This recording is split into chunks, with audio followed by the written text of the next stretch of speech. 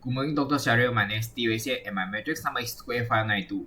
This video is going to present about the interview sections with the female entrepreneurs that around my living community and giving them advice and disclose them to the financial facility and training program that provided by the government. Our main objective is help the female entrepreneur to increase their income as well as encourage them to raise their own business. These are the female entrepreneurs that I interviewed.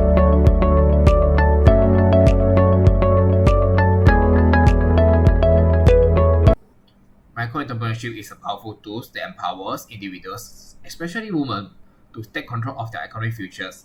In Malaysia, many women have taken the leap in starting their own business. But like all entrepreneurs, they face challenges, particularly in security funding.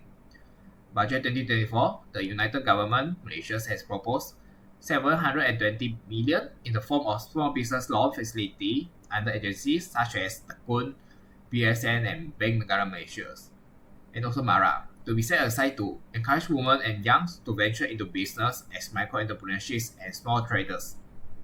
It wishes to raise women participations in the labor force and digitization's micro, small, medium enterprise. In the 2024 Malay budget, Prime Minister Ahmad Ibrahim outlined several measures designed to guide Malaysia through a challenging period. The budget outlines several measures to increase access to financings and loans for micro, small, medium enterprise, and is amounting to a total 44 billion. Firstly, the Malaysian government offers several grants and loans special designed to support micro-entrepreneurs. This includes the Micro Enterprise Fund and the Women Entrepreneur Financing Program. This program provides much needed capital to help women to start and grow their business. Additionally, there are numerous non-government organizations that provide financial assistance to female micro-entrepreneurs. This NGO not only provide funds but also offer training and mentorship to increase this entrepreneur success. In the next 15 minutes, we will explore the various financing subsidy and assistance programs available for female micro-entrepreneurs in Malaysia, with a special focus on the 2024 money budget. I will suggest each entrepreneur that I meet interview the best and suit loan that available for their business. However, they are still available for other financial support, and I will conclude at the end of the video. My first respondent is Kak Niza, and her business is selling the Malay traditional food and some drinks. During my communication with her, she told me that she needs to have some financial assistance. So I'm going to suggest her the more suitable loan to her business. Kak Niza just needs a small amount of loan to handling season downturn. Kak Niza's main customer is Chinese population and will be affected when they celebrate their own festivals such as Chinese New Year. I suggest Kak Niza to apply MEF either provided by Bank Islam or Bank Smart National that under micro enterprise facilities. Kak Niza can apply small loan that in the range 5,000 to 50,000 and both banks charge the lowest interest rate compared with others MEF loan. Both banks charge 4% flat rate, but the interest rate still depends on the financing amount and the repayment period.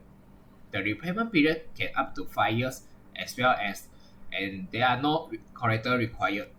This can reduce the Kak Niza's burden to provide the collateral to get the loan.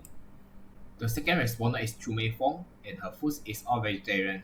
She told me that due to inflation effects, cost of price of raw material increase, and she's facing the challenges whether to increase the selling price or reduce the profit margins.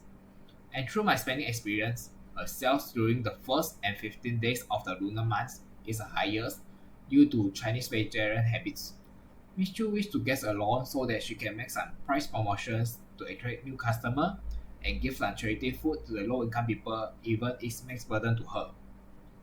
I suggest her to apply the Dana Nita loan that's provided by MARA.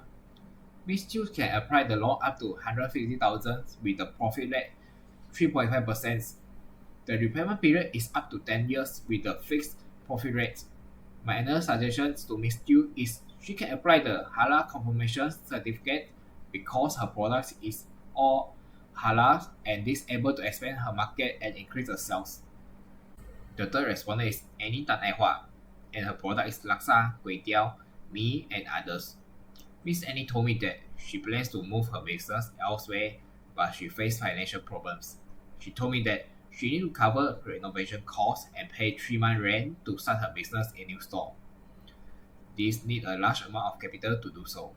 So I suggest Annie to apply Dana Nita from Mara because it can apply the loan up to 150,000, but need to give collateral when the loan amount is more than 50,000.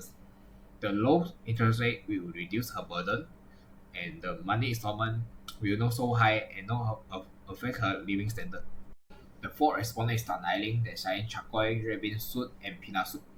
The char kway can be said very well known because of its good taste and shared by a lot of vloggers and YouTubers. So there was not any problem for the sales problem, but according to my observations, I suggest Miss Tan to apply Dana Nita loan because she might need a large amount loan to renovate her shop to increase the customer capacities, and the current store environment may not be up to standards. Dana Nita can provide a large financing amount with a low profit rate. But if Miss Tan wants to have a loan more than 50,000, she needs to provide collateral. Miss Tan also told me that she have other assets that can be collateral if needed. The interest rate will be charged still depending on the amount and the repayment period that Miss Tan applied for. The fifth respondent is Eden Kim that sell mee, mee hoon, and mee soup and others. A main challenge is sometimes she not able to serve all customers, especially the weekend days. She didn't hire any workers and her daughter will come to her store when they no work. So this might limit her sales and she need to hire new workers to reduce her burden.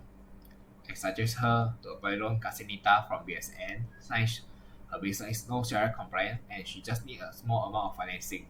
She need to pay as low as 4% interest rate, but will be vary and depend on the financing amount and the repayment periods. She able to afford with this loan because no collateral required. The sixth respondent is Jessica Tang and her business is franchise of Servan Chubao. She complained with me about the raw material price is keep increasing and the rental also increased, and this makes her facing a financial burden to pay monthly franchise fee. I suggest her to apply MEF for the Banks Ban National. She needs a short-term loan if she wishes to operate for a long term, and this was the reason I'm not recommend her to apply the Dana Nita. After that, I suggest her to do promotion for business through online platform because it just need a low cost and able to expand her market to a wide range. In case if she have find the internet problem, she can apply the Gerak Digital Madani PMKS. This program is enabled for all entrepreneurs to have access to the internet and at the same time enjoy the financial assistance.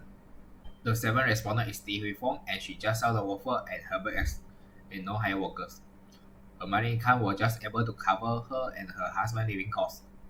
Her business income was the only income sources for her family and she was not able to afford with the loan with high money installment. And a very sad situation for her, her husband was not able to work due to disability. With these two considerations, I suggest Ms. T to apply bantuan My Kasih that provided by Yayasan Kebajikan Negara. She don't need to worry about the repayment because this was one-time pay incentive. This bantuan wish to upgrade the standard of living of those women entrepreneurs by using the financial incentive given. The eighth respondent is Earning and Unping. This was a partnership business that operated by two sisters and their business is selling the laksa, wanton mee and some drinks. Through the interview sections, they say they are not considered to apply any loan for their business because their savings was enough for them to expand or renovate the business. However, I'm still giving them suggestions such as Taman Mesra and Casinita by BSN in case they need. They also can utilize the e-commerce platform such as Foodpanda to build authorities, engage with the potential customer and promote their products. They can apply digital incentives such as digital PKMS to digitalize their business. The ninth respondent is Kahadia and her sales is very high due to the low pricings. Her main customers are workers and students and she focused on small profit margin to increase her sales. She just moved the business to current food store for 1 month and she considered to rent her own store to avoid have to move again as it would affect her business. This requires a lot of expenses, so I suggest Hadia to choose the Dana Nita loan to own her store as well. This loan was enough for her to get a store at Pasar food store. The benefit is she can have a fixed and long-term place of business and be closer to the customer because of the strategic place. And the money rent for the council rent store is cheaper and she doesn't need to take the home for the cooking essential that she used for the business. The last respondent is Nur Amira binti Harun and her signature food is nasi lemak sotong. She told me her sales is very high, especially on weekends. However, because of her other business have recently followed suit and launched the same products, some of the customers will be misled. I suggest her to register a social media account to promote her products and increase her visibility. This can prevent some customers from being misled by the imitators, and she can apply the grant digital marketing to digitize her business. And she can access the internet with a lower price and at the same time enjoy the financial assistance. They still have another MBF that provided by different bank under MBF program. All provide the same financing amount, financing tenure, but different for the interest rate or profit rate that will charge by each financial institutions. Entrepreneur or applicant have to get the exactly rate from the bank. The another financing assistance is a BK Plus. BK Plus is a financing given to the micro, small, and medium enterprise by the SME Corporations Malaysia. The purpose of SME giving the loan to micro, small, and medium enterprise is to allow them to use it as working capital in their business. BK Plus can be given to any entrepreneur, no matter man or woman. The advantage is it provides financing amount from 100,000 up to 1 million. And the disadvantage it will charge a higher interest rate. Malaysian government also wish to help entrepreneurs to upgrade the accounting system through the Malaysian Digital Economy Corporation's MDEC. 2024 budgets allocate 100 million in digital grants micro, small, and medium enterprise entrepreneurs for digital upgrades in sales, inventory, and accounting system. Malaysia Digital Economy Corporation (MDEC) had launched the 100 Go Digital Program to assist Malaysia's SMEs in key sectors to move towards digitalization. All of the respondents were still waiting for other financial assistance such as the Teguh Niaga, Business Plus, Young Entrepreneur Funds, and other MBF that provided by other financial institutions. However, they might need to pay a high interest rate and provide collateral. All the respondents can get further information through the online platform. Am I ready to give them assistance in case they don't know how to access the online platform? I wish my suggestions can help them to start their business and increase their sales. Thank you, that's all from me.